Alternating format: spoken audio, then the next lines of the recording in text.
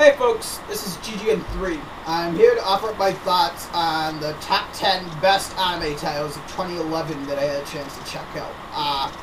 This is going to be a first for me, as I'm going to be offering up my thoughts via webcam instead of scripting my thoughts behind pictures that I set up.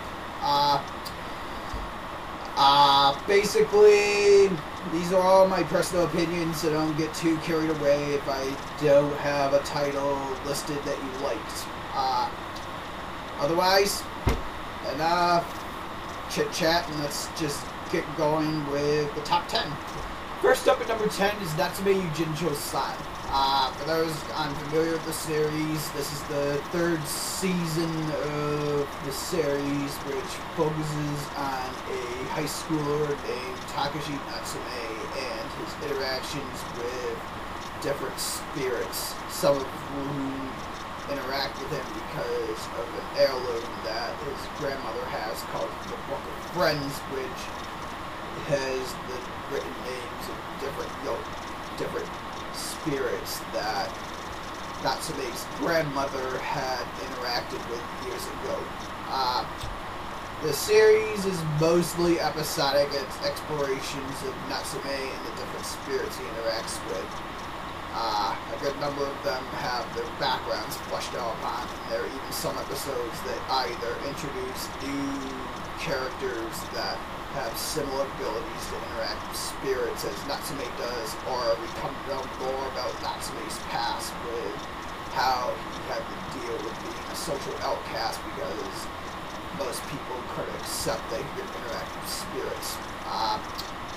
The series is mostly calm and serene, yet sometimes tense, depending as Natsume does usually come across some hostile spirits. And it is a series not for everyone who can't stand episodic slice of life titles, but if you're looking for something different from the typical otaku pandering crap, then the Natsume Yujincho franchise is definitely worthwhile, and there's a fourth season of the series that will be coming out with the winter 2012 anime titles next month. So if you enjoyed the first 3 seasons of the series, then the fourth one will definitely be worth your time.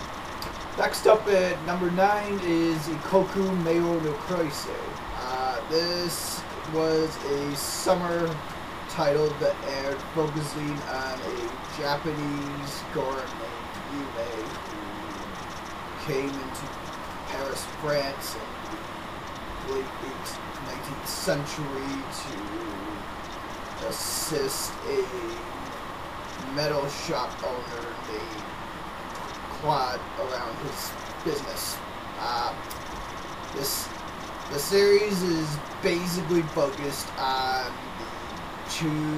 trying to adjust to the different cultural norms that the two follow, as Yume is essentially unfamiliar with all the social norms of France, and Claude is unsure how to deal with Yume's very formal behavior, as you would expect from the Japanese during the time period. I think by that time it was in the Meiji Restoration era. But the series is pretty accurate in portraying how the times were during 19th century France, such as the differences in class, the dress, the formal behavior, the buildings, and so forth.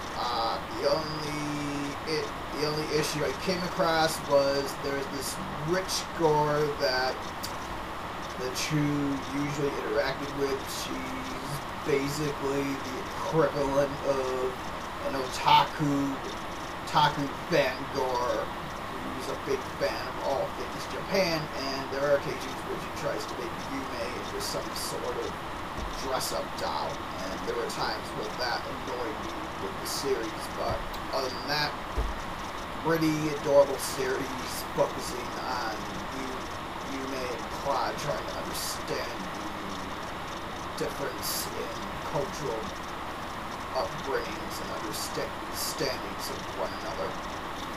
Next at number 8 is Steins Gate. This two-core series that started in the spring starts off slow and then starts picking up on steam towards its second half. It's focused on a so-called mad scientist named Rinto Okabe and several of his lab assistants who help him in the creation of a time machine made out of a microwave, and where his friends wind up doing several things that affect the time stream in general. And as things progress, Okabe comes to learn that altering time is going to lead to a screwed up future where we get a dystopia ruled by a secret organization. Like I said, the series starts off slow. It mostly runs in a slice of life comedy format of sorts, focused on Okabe's friends and having the occasional tense moment hinting that something's much more serious are yet to come. And when the second half does hit, it does hit hard. The series does become much more serious as Okabe tries to correct the errors caused by him and his friends messing around with time in general. The series does make mention to some actual facts related to the manipulation of time in general, such as cause and effects, the many words interpretation of quantum physics, and the internet myth of John Titor, who was a self-proclaimed time traveler coming from the future.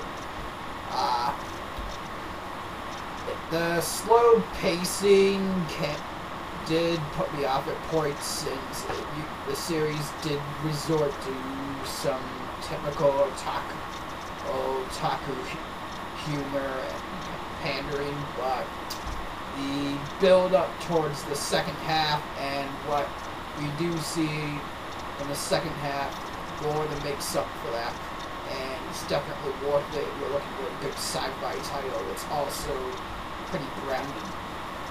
Next up at number 7 is Level E. Long Hail Prince Baka! This comedy series is based on 90s manga ran by the same mangaka who did Yu Yu Hakusho, and it's focused on an alien prince who's literally named Baka, who gets his kicks out of tormenting anyone he comes into contact with, whether it be his alien bodyguards or any of the human occupants on Earth. The series has become quite infamous for its troll humor, where the series will have you think it's going in one direction. Like, for example, you might think it's depicting a suspenseful horror story, but then the next moment Prince Baka comes in and screws around your perceptions of whatever you think the series is going to explore. If you're looking for good comedy, then I would definitely recommend it. I found it to be the best comedy title I've seen for this year. Next up at number 6 is Anohana.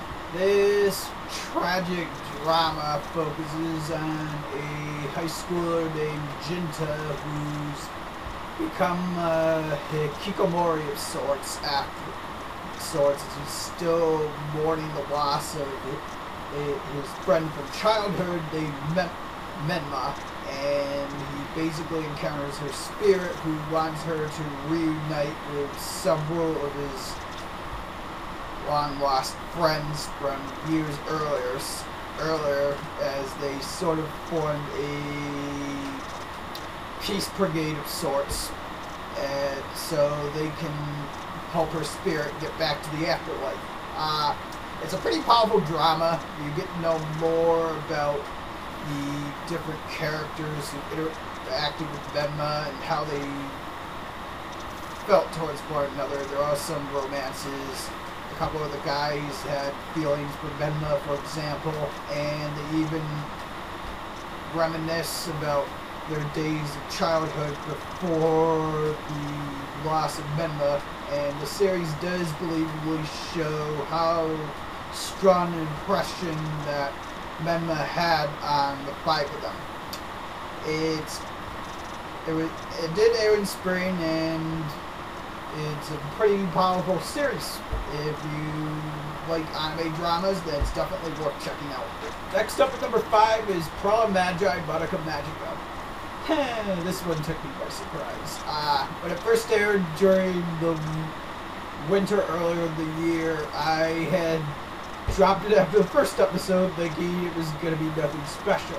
But then I chose to revisit it during the middle of the year, and then as I seen the later episodes, I got taken by surprise. The series does start off as a fairly typical Mahou Shoujo title focused on a schoolgirl named Madoka who interacts with a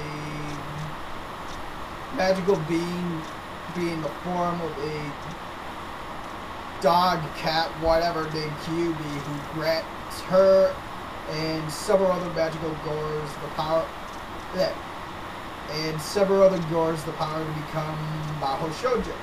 But as the series presses on, the gores come to realize that there are much more darker ramifications involved when it comes to being a Mahou Shoujo.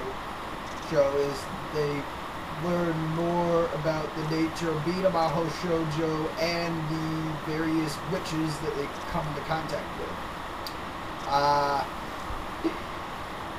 And it does really hit hard with the tragedy element, which I haven't seen with a Mahou Shoujo title since seeing Princess Tutu a while back. Many of the gores suffer from some tragic background, and it causes a couple of them to eventually become witches because they're unable to maintain a positive outlook on things, and the negative feelings that they experience eventually cause them to become witches. And basically, this, rather than be a Mahou Shoujo herself, the series does leave Madoka wondering what she desires out of wanting the power if she chose to accept it. And the series does focus on that as she sees the effects of what being a Mahou Shoujo does come with her friends.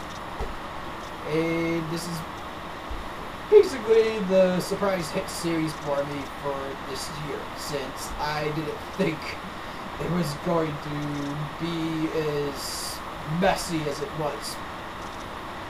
So anyone who wants something far different from the typical Mahou Shoujo genre should definitely give Prala Magi Madoka Magica a look.